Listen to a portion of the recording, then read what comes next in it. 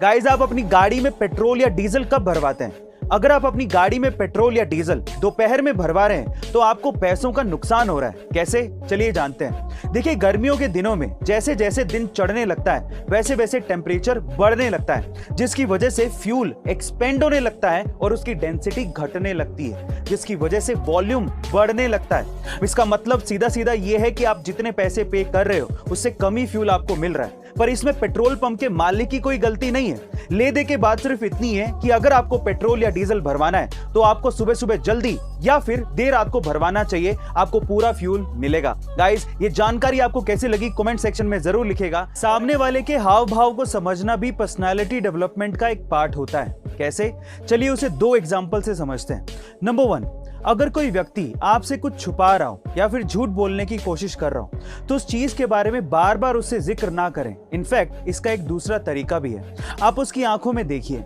लंबे समय तक उसकी आंखों में देखने से उसे आपसे झूठ बोलने में असहजता महसूस होगी और हो सकता है कि वो आपसे सच बोलने लगे। नंबर 2, अगर कोई व्यक्ति आपसे बात करते हुए बार बार घड़ी या फिर मोबाइल में समय देख रहा हो तो इसका मतलब यह है कि उसे अपने काम के लिए देरी हो रही है और आपके काम में या आपकी बातों में उसकी कोई भी दिलचस्पी नहीं है। साल 2011 के केबीसी में 5 करोड़ रुपए जीतने वाले सुशील कुमार आपको जरूर याद होंगे। आज वो अपनी लाइफ में स्ट्रगल कर रहे हैं और गाय का दूध बेचकर अपना गुजारा कर रहे हैं। पर सवाल ये उठता है कि 5 करोड़ रुपए जीतने वाले सुशील कुमार की आखिर ये हालत हुई कैसे? चलिए मैं आपको बताता हूं। उसका सबसे पहला रीजन है कि उन्होंने 5 करोड़ रुपए जीतने के बाद कुछ ऐसे बिजनेसेस में इन्वेस्ट किया जिनकी उन्हें समझ थी ही नहीं और उन्होंने अपना सारा पैसा गवा दिया। दूसरा, वो हर महीने 50,000 रुपए के करीब डोनेट करते थे, लेकिन बहुत से लोगों ने उनकी इस चीज का फायदा उठाया और उनके साथ पैसों की चीटिंग करी। और तीसरा, उनके नए नए पैसों की वजह से बने दोस्तों ने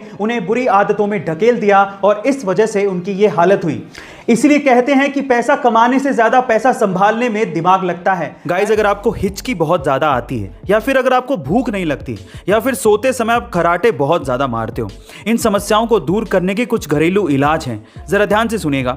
सबसे पहला, अगर आपको हिचकी बहुत ज्यादा आती है तो आप पुदीने के पत्तों को चबाइए या फिर नींबू को काट कर उस पर सेंधा नमक लगाकर नींबू को जीभ पे लगाइए, आपको आराम जरूर मिलेगा।